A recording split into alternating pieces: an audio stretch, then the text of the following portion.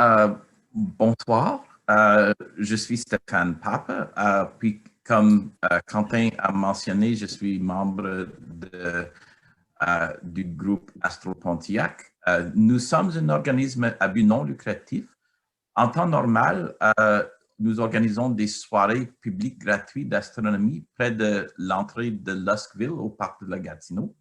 Nous avons toujours au moins un télescope sur place pendant ces soirées pour les visiteurs et fréquemment des bénévoles de la communauté d'astronomes amateurs viennent aussi offrir des vues à travers leur propre équipement. Parfois, nous avons jusqu'à une douzaine de télescopes à disposition pour nos visiteurs.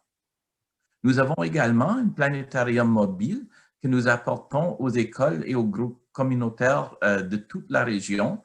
Puis ces spectacles de planétarium sont proposés à un prix raisonnable pour nous aider à couvrir une partie de nos frais de fonctionnement.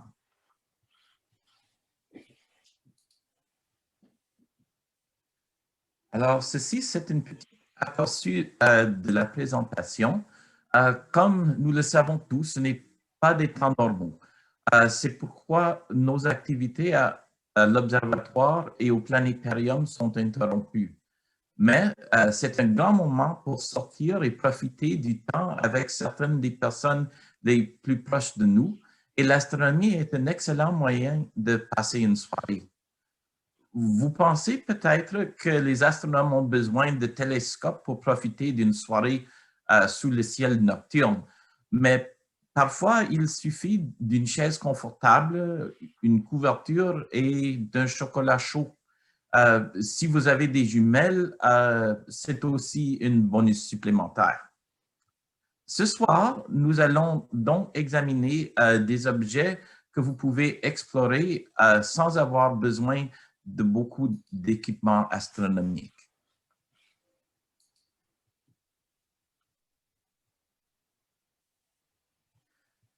Alors, un peu d'orientation pour commencer cette discussion. De l'extérieur, la trajectoire des planètes dans notre système solaire semble presque plate, un peu comme une assiette à dîner avec un peu d'oscillation pour l'orbite de chaque planète. Les comètes et les autres petits objets peuvent suivre des trajectoires assez excentriques. Euh, Qu'est-ce que cela signifie à partir de l'endroit où nous sommes sur la Terre, dans l'hémisphère du Nord? Bien, cette image capture la rotation de chaque planète, ainsi que celle de Pluton, qui n'est plus une planète, c'était nommé une planète naine quelques années passées, mais c'est là aussi parce que ça démontre la différence entre les rotations. Pour la Terre, on peut voir que notre rotation est presque en ligne avec ce plan. Euh, cette, mais la Terre a un petit axe léger. Cet axe rend les saisons, le soleil se levant de plus en plus haut et sa lumière de plus en plus directe en l'été, et l'inverse pour l'hiver, apportant des températures plus froides. Vous verrez qu'à 7 ans de l'année, plus tard dans la présentation, ce plan de la système solaire se lève plus haut pour le soir.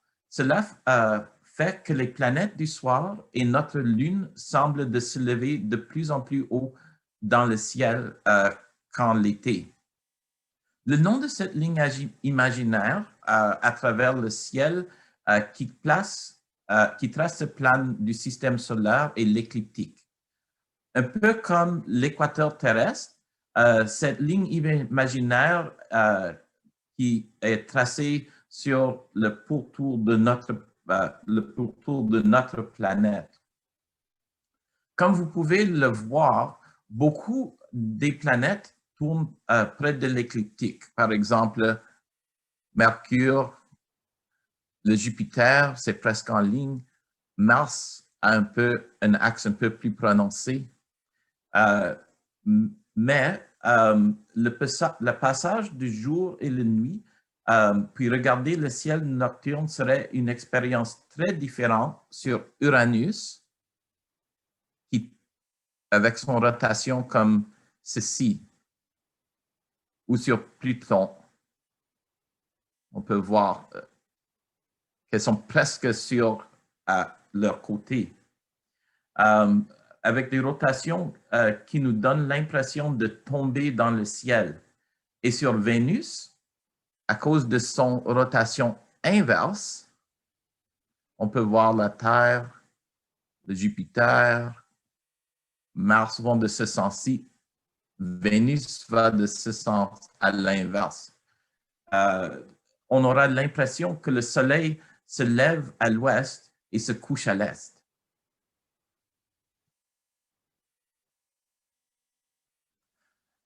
Alors, comment prouver cette célèbre écliptique que je mentionne? On peut suivre la trajectoire du Soleil dans le ciel et cela nous conduit à l'écliptique. Mais n'oubliez pas, ne regardez pas directement au Soleil et certainement pas à travers des jumelles ou un télescope. Ces images retracent la trajectoire du Soleil alors qu'il se couche un soir vers le fin novembre. Cette ligne verte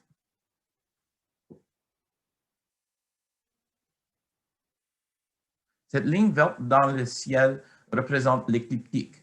Vous pouvez le voir monter pendant les heures crépusculaires. Alors, on va retourner quand le soleil est dans le ciel. Juste regarder la ligne.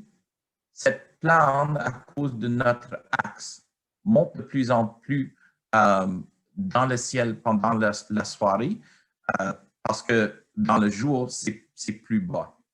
Et puis, c'est l'inverse qui se passe dans l'hémisphère du Sud.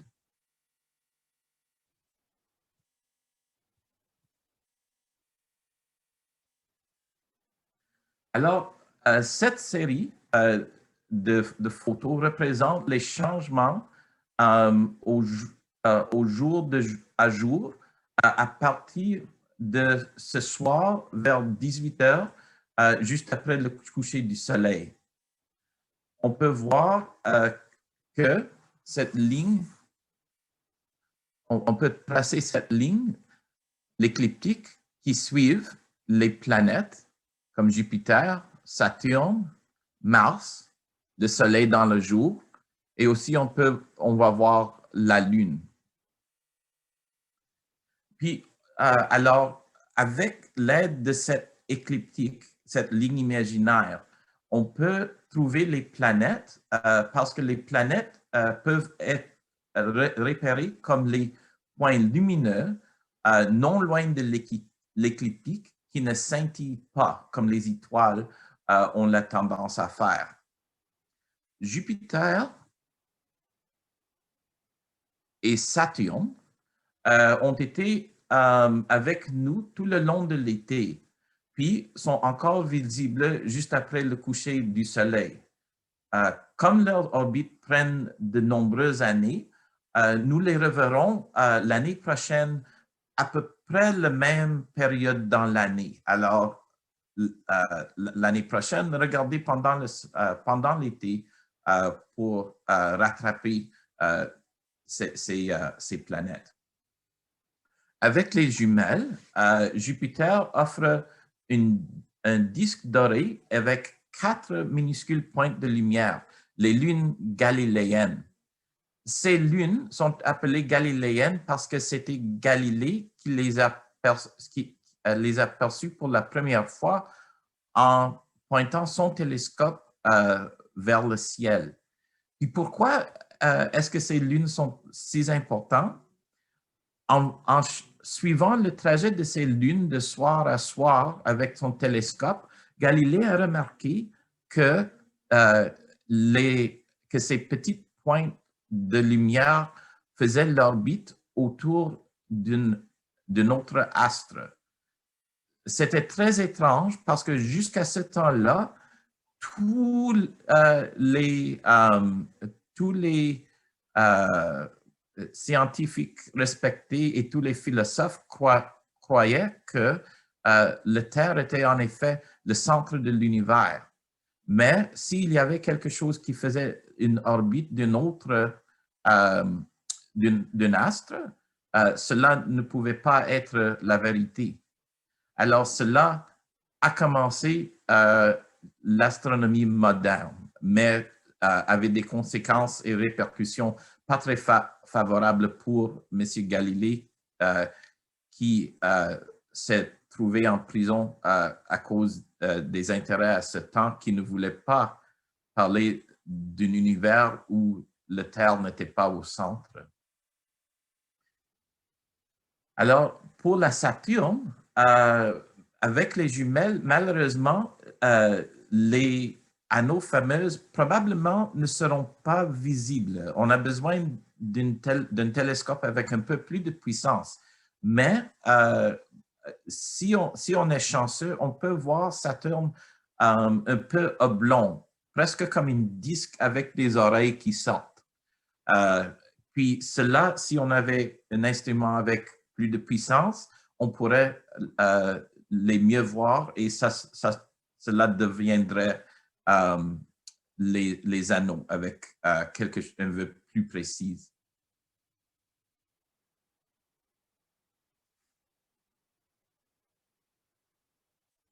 Puis un peu plus haut, il y a Mars. Alors, Mars était le plus lumineux en octobre et est toujours prominent. Elle ressemble à une braise dans le ciel. À travers les jumelles, vous devriez voir un disque rouge doré. Puis, malheureusement, nous ne verrons pas Mars à son plus haut niveau de luminosité avant 26 mois. C'est car une année martienne correspond à peu près à 2 des nôtres. Alors, ces 26 mois, c'est dans le temps qu'il nous fait pour rattraper son orbite biennale. La Lune, nous voyons la Lune s'élonger du Soleil à chaque soir qui passe. Alors, cette série, c'est vraiment, ça commence ce soir. C'est une représentation du soir, de 6 heures ce soir. Puis avec chaque changement, ça représente une journée. Alors, on peut voir que la Lune commence à s'éloigner au même temps de la soirée. La Lune commence à s'éloigner de l'horizon quand elle apparaît. Et en s'éloignant, la Lune commence à grandir, de plus en plus lumineux. Alors, ça c'est car la Lune tourne autour de la Terre environ toutes les 4 semaines. Lorsqu'elle est plus proche du Soleil, elle est dans sa nouvelle phase, puis lorsqu'elle est plus éloignée du Soleil, elle nous semble pleine. Puis, en faisant le tour, ça va grandir pendant 2 semaines, puis ensuite, de la Lune pleine, ça va amincir à chaque soirée pendant à peu près 2 semaines pour commencer sa nouvelle phase. Puis, je vais juste retourner au début de cette série une autre fois, parce que la Lune prend beaucoup de l'attention, mais aussi on peut voir l'effet de notre orbite autour du Soleil où on dépasse Saturne et Jupiter. À cause de cela, on peut voir qu'au même temps de soir, avec chaque jour qui se passe, les planètes sont un peu plus proches à l'horizon. Juste un tout petit peu. C'est difficile à remarquer si quelqu'un ne le montre pas. Alors, avec les jumelles, j'aime beaucoup regarder avec les jumelles. Il y a ici le cratère Tycho, c'est le cratère le plus prominent sur la surface de la Lune. Et mon phénomène astronomique préféré, c'est la lumière cendrée. La lumière cendrée, c'est... Où est mon pointeur? OK. La lumière cendrée, c'est l'effet de la lumière qui reflète de la Terre et frappe la surface qui n'est pas éclairée de la Lune. Si vous pensez, qu'est-ce qui se passe quand nous avons une pleine Lune? On peut avoir assez de lumière parfois on peut promener dehors sans lampe à poche. C'est vraiment éclairé. Puis, quand la Lune est entre nous autres et le Soleil, c'est le même effet parce que la lumière, la pleine Lune, c'est quand la lumière est derrière nous et nous sommes sur la Terre directement entre le Soleil et la Lune. Mais quand la Lune est entre nous autres et le Soleil, nous autres, nous donnons notre lumière à la Lune et en anglais, au lieu de dire la lumière cendrée, qui est un mot, un nom très poésique, on l'appelle Earthshine, qui vous dit que c'est la lumière qui vient de la Terre.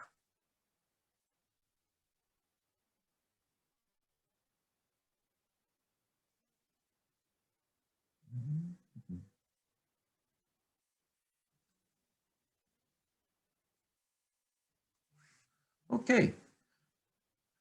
En raison de notre latitude au-dessus des tropiques, l'écliptique se trouve quelque peu au sud, toujours.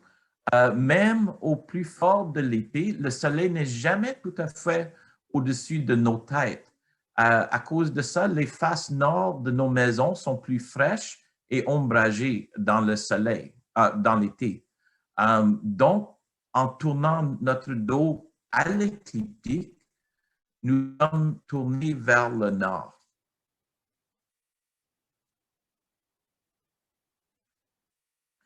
Puis, en raison de notre latitude, les constellations nordiques sont visibles tout au long de la soirée et de l'année.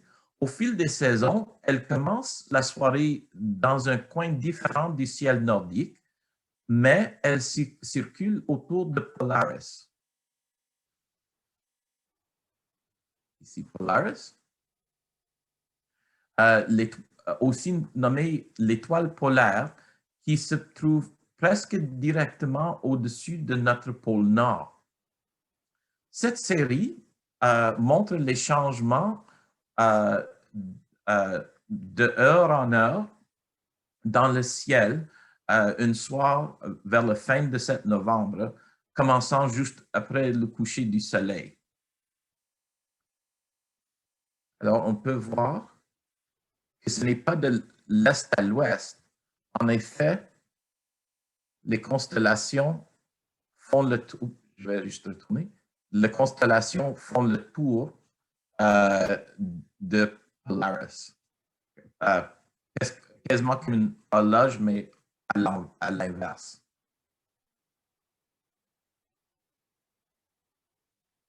Alors, Polaris se trouve dans Ursa Minor. Aussi, on l'appelle le petit ours. On l'appelle aussi le petit chaudron. La grande ours, ici, la grande ours,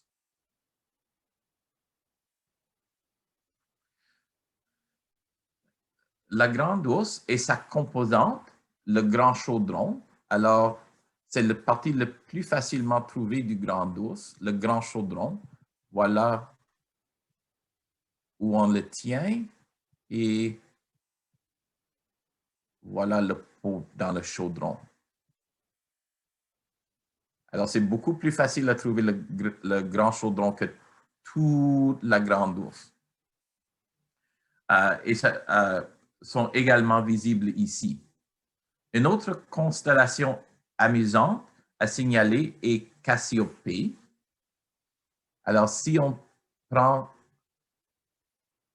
le chaudron, puis on traverse Polaris, Cassiopée se trouve presque à l'inverse, opposant l'étoile polaire. Puis Cassiopée, c'est assez facile à trouver parce que ça fait comme une W dans le ciel. Alors, l'histoire de Cassiopée, c'est que Cassiopée était une reine qui se vantait d'être plus belle que les divines Néréides des légendes grecques. Elle et sa fille Andromède. Cela a provoqué la colère de Poséidon, le dieu du mer, sur leur royaume. Poséidon envoyait un monstre marin, Cétus, pour le détruire. Pour tenter de sauver leur royaume, le roi Céphée et Cassiopée, la reine, consultèrent un sage oracle qui leur dit que la seule façon d'apaiser les dieux de la mer était de sacrifier leur fille, Andromède. La pauvre Andromède fut donc enchaînée à un rocher au bord de la mer et laissée pour être tuée par le monstre marin. Le héros, Persée, est arrivé juste à temps pour tuer Cétus, sauvant ainsi Andromède. Alors, Poséidon pensait que Cassiopée ne devait pas s'échapper de la situation à la légère. Alors, il plaçait Cassiopée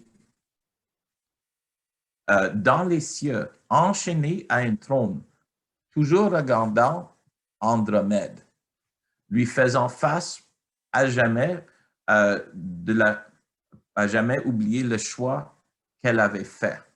Elle a choisi le royaume au lieu de sa fille. Alors, j'ai mentionné l'étoile polaire et son importance pour la circulation dans les latitudes du Nord. Ici, c'est un truc facile pour le trouver. Le grand chaudron, c'est assez facile à trouver dans le ciel. Ici, on trouve le bout du grand chaudron et on suit le trajet, la ligne créée par ces deux étoiles. Nous ne sommes pas trop loin de l'étoile du Nord. Et cela, c'est le point de rotation pour le ciel nordique. Et si on continue, on peut trouver Cassiopée. Et près de Cassiopée se trouve Andromède. Et près d'Andromède se trouve Persée. Et c'est Persée qui donne le nom au pluie de météores estivales qui est si célèbre.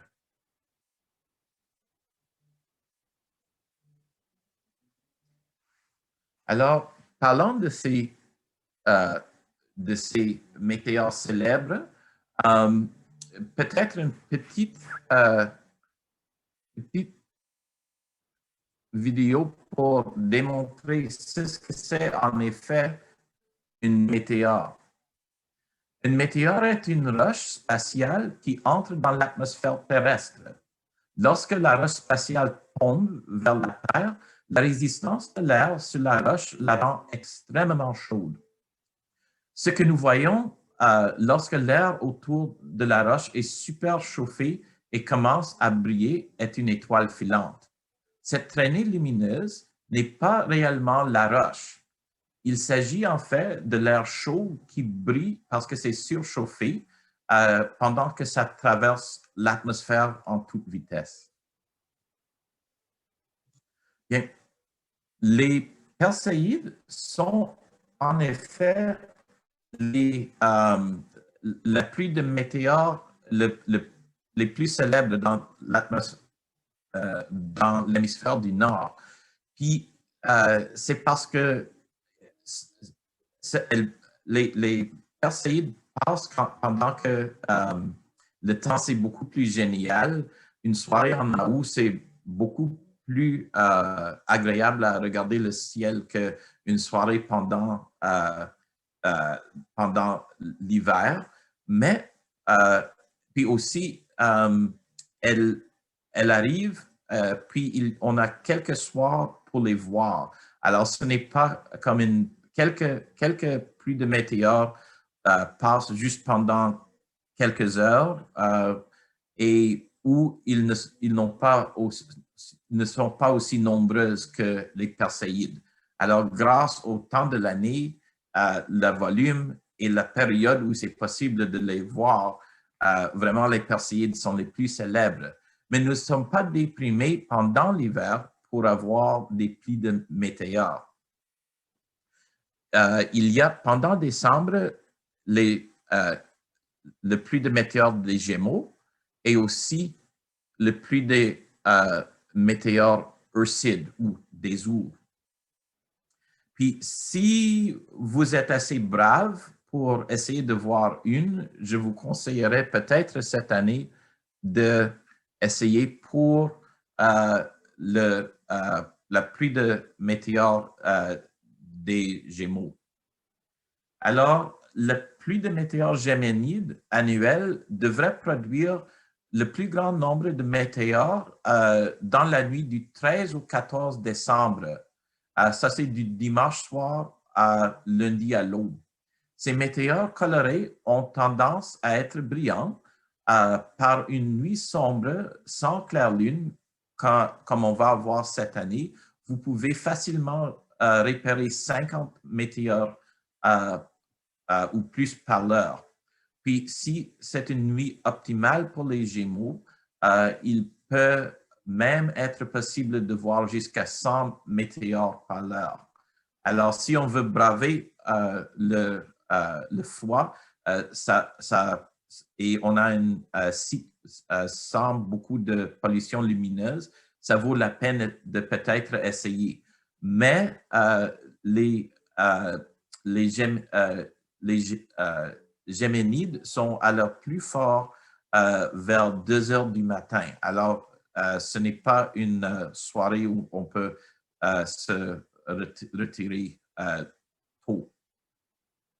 Puis aussi, il y a cette pluie Urside qui va avoir lieu du 17 au 26 décembre. Puis, on prévoit que le pic pour cette année va être le 21 décembre. Puis, celui-là, comme j'ai dit, peut-être jusqu'à 50 par heure pour les Géménides. C'est peut-être 5 à 10 météores par heure dans un ciel sombre pour les Ursides. Mais apparemment, elles sont un peu plus brillantes que les autres. Mais peut-être au lieu de passer toute la soirée, en effet, toute la matinée en essayant de voir ces Urséides, peut-être juste ça,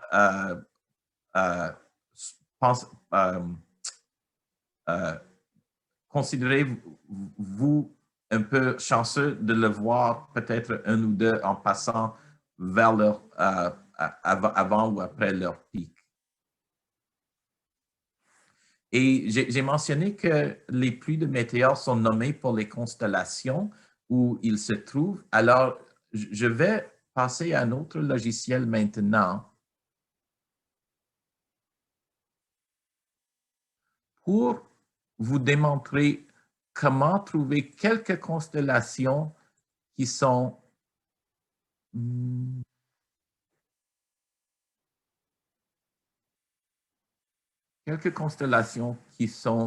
utiles.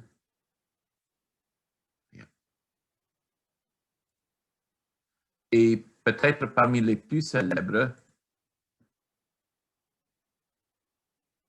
pour en profiter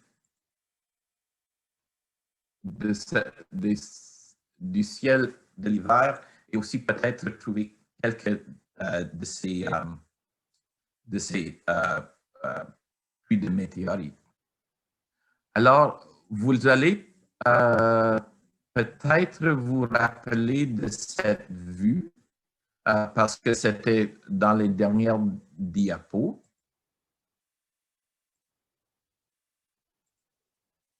Voilà le grand ours. Voilà le petit ours. Et si on croise le ciel,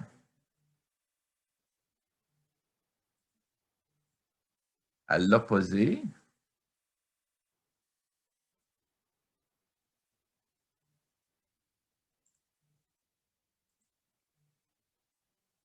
on peut voir Cassiopée.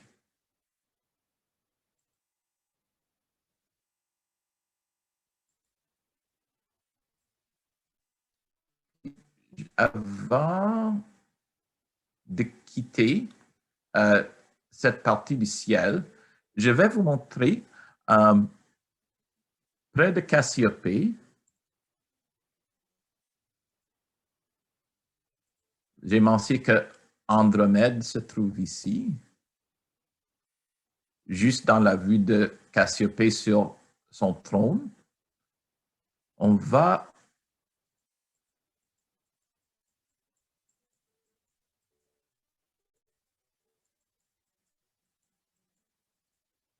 aller un peu plus de magnification. Je vais juste montrer Cassiopée encore, parce que ça va nous pointer.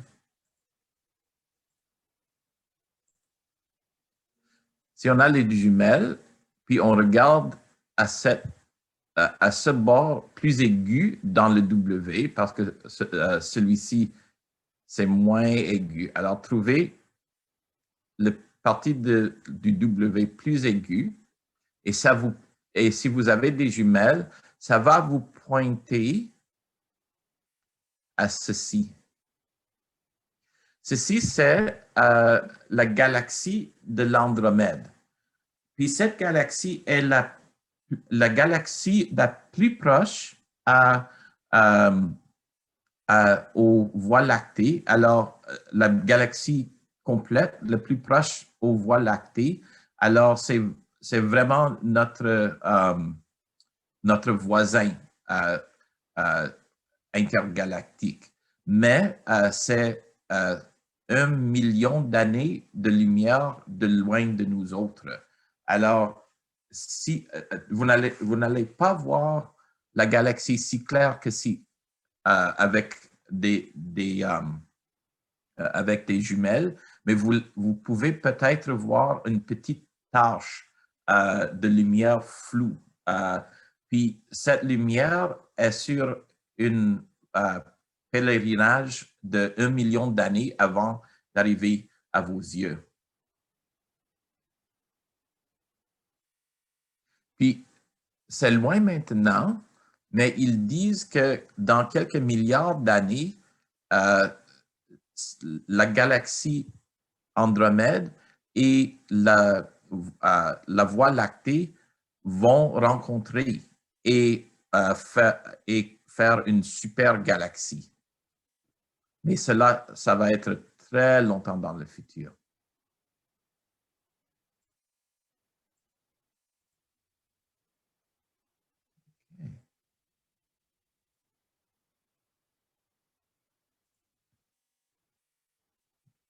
Alors, on va quitter.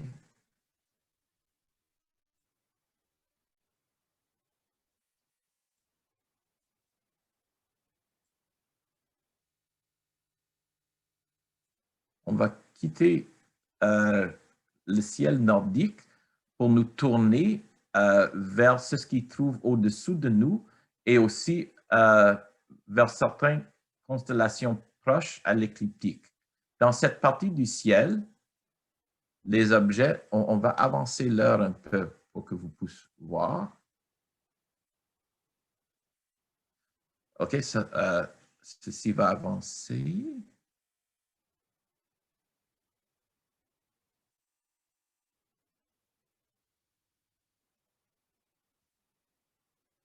On peut voir que dans cette partie du ciel, les objets ont une tendance à suivre un mouvement de l'est en l'ouest, auquel nous sommes habités avec le Soleil et la Lune.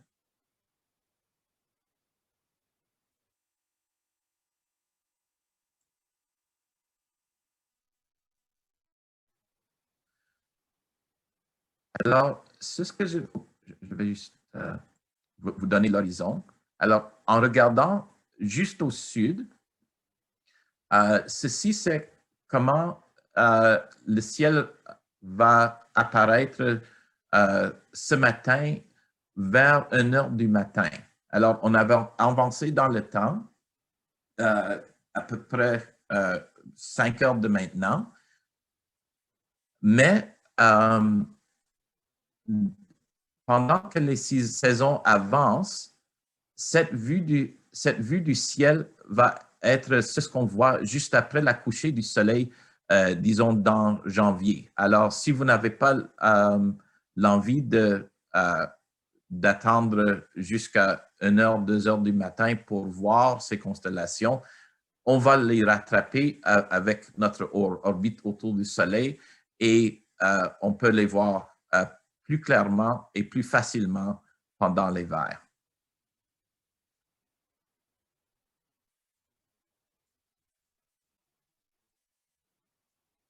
Mais cela nous donne une très bonne vue du ciel pour faire un petit tour de quelques des constellations les plus célèbres.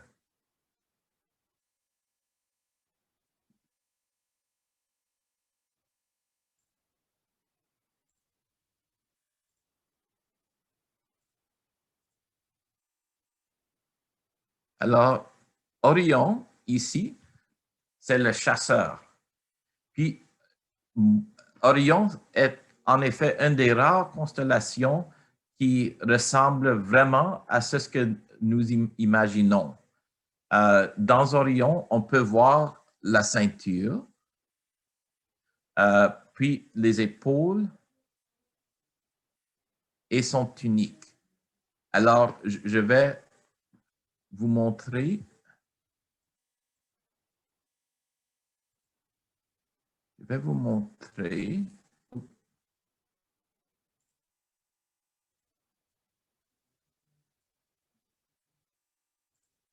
une vue avec les illustrations.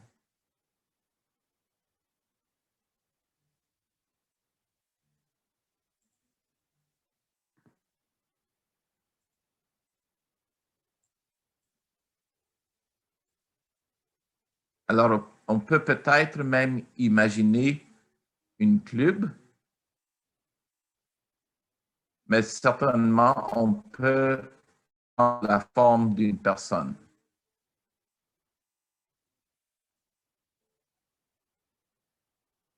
dans le ciel. Alors,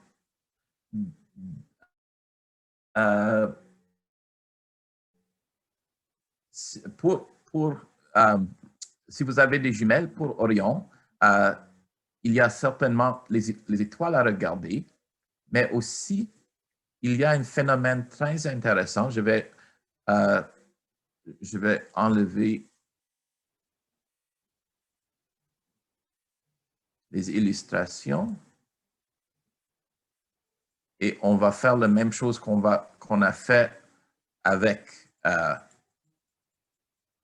la galaxie d'Andromède. On va approcher un peu plus.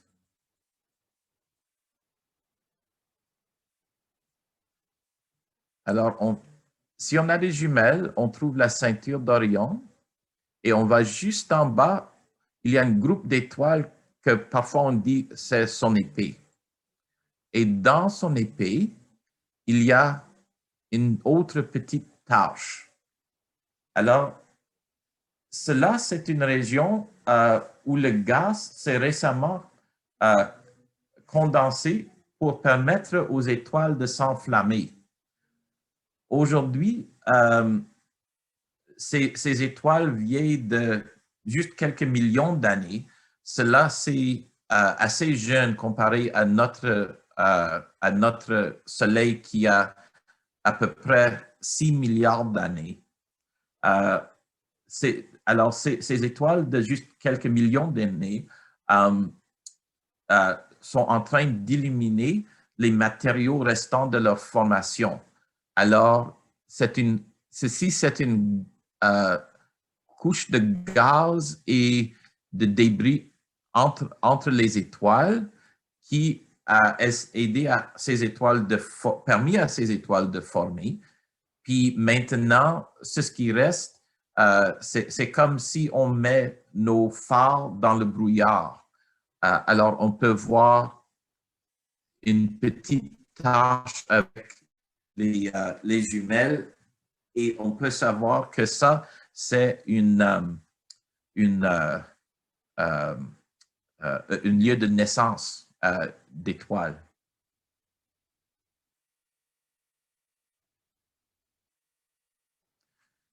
Okay, je vais juste retirer un peu encore pour avoir une meilleure vue du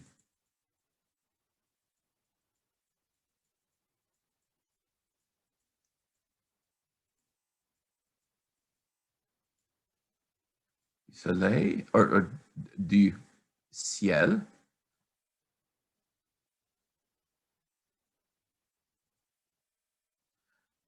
Puis, Orion était un chasseur qui avait d'autres activités et d'intérêt. Il est tombé amoureux des Pléiades, les 7 sœurs, représentées dans le ciel par une amas d'étoiles. Ici, c'est un amas d'étoiles ouvertes. Si on centre là-dessus, centre notre vue là-dessus,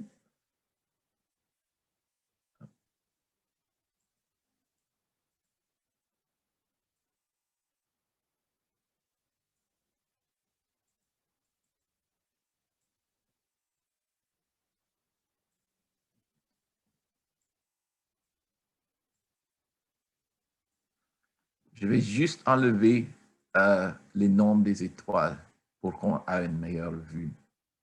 C'est comme un chaudron mini-mini, peut-être la cuillère à thé. Puis ces étoiles forment les 7 sœurs parce que puis, puis dans les jumelles, on peut voir, si ça c'est à peu près la vue dans les jumelles, on peut voir une amas ouverte. Alors, ce n'est pas très serré, c'est ouverte, mais c'est un groupe distinct d'étoiles dans le ciel nocturne.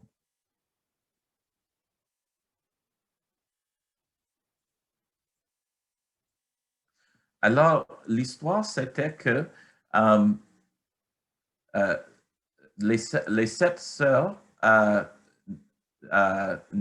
n'aimaient euh, euh, les 7 sœurs n'aimaient pas Orion autant qu'il les aimait. Alors, ils décidèrent de s'enfuir. Alors, elles restent donc hors de portée de l'Orion pendant toute l'éternité. Alors, on peut voir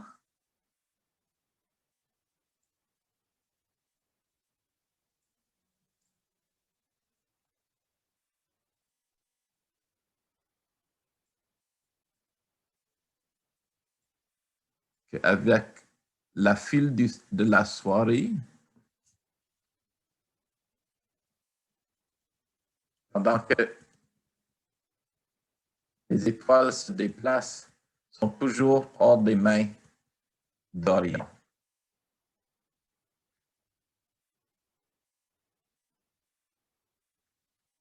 Puis, juste derrière Orion, à ses pieds, je vais remettre les illustrations.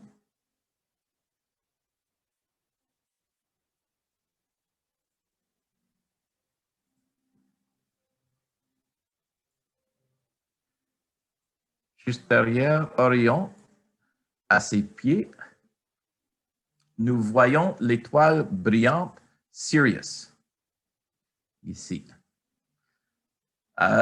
L'étoile, c'est l'étoile la plus brillante de notre ciel nordique nocturne, parce que l'étoile la plus brillante dans notre ciel, c'est le Soleil. Mais le Sirius, c'est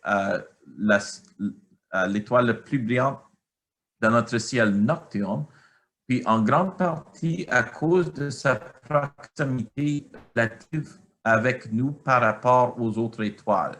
Alors, elle est brillante, mais pas l'étoile la plus brillante et lumineuse dans tout le ciel, mais aussi c'est lumineuse et aussi c'est proche.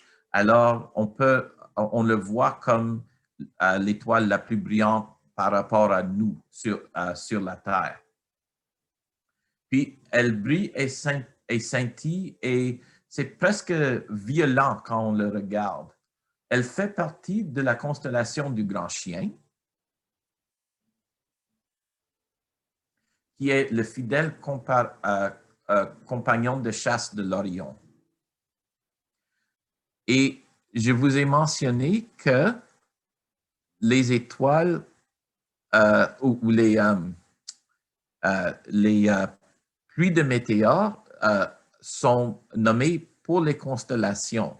Alors, je vais juste enlever, ici c'est les Gémeaux, juste en haut de l'Orion. Mais je vais enlever les illustrations pour qu'on puisse mieux voir.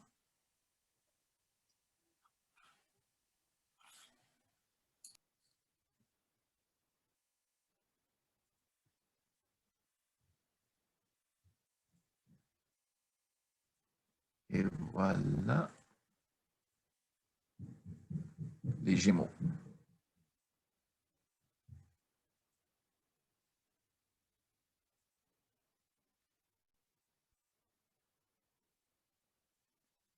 Okay.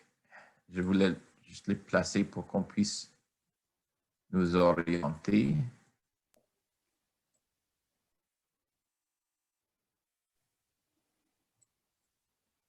Oups, oh, oh, oh, oh. Ah, OK. Les Gémeaux ici. Alors, un peu plus loin derrière Orion, nous voyons les étoiles jumelles des Gémeaux, Castor et Pollux. Je vais juste faire retourner les étiquettes pour les étoiles. Castor et Pollux ici.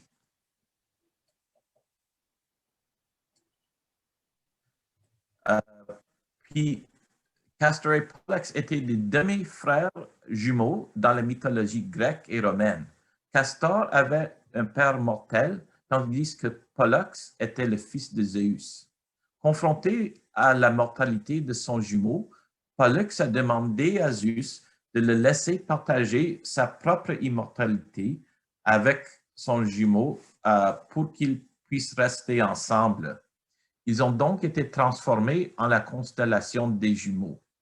Les deux jumeaux étaient également considérés comme les patrons des marins, apparaissant comme le feu de Sainte-Anne dans les anciens navires. Alors, avant de terminer et vous donner l'occasion de demander des questions ou de faire des commentaires, je vais juste vous passer une vidéo qui donne une idée de ce que nous avons à Luskville. C'était réalisé par le groupe qui fait le festival des merveilles des sables à Gatineau. Parce que avant le COVID, on était censé de faire un partenariat pour faire des activités au festival cette année, mais on ne pouvait pas le faire. Alors, ils étaient assez généreux de faire une vidéo avec nous. L'idée, c'était comme une présentation comme ce soir, mais vraiment court avec juste les vraies vedettes de l'automne. Mais ça va aussi vous donner une idée de notre observatoire à Luscville.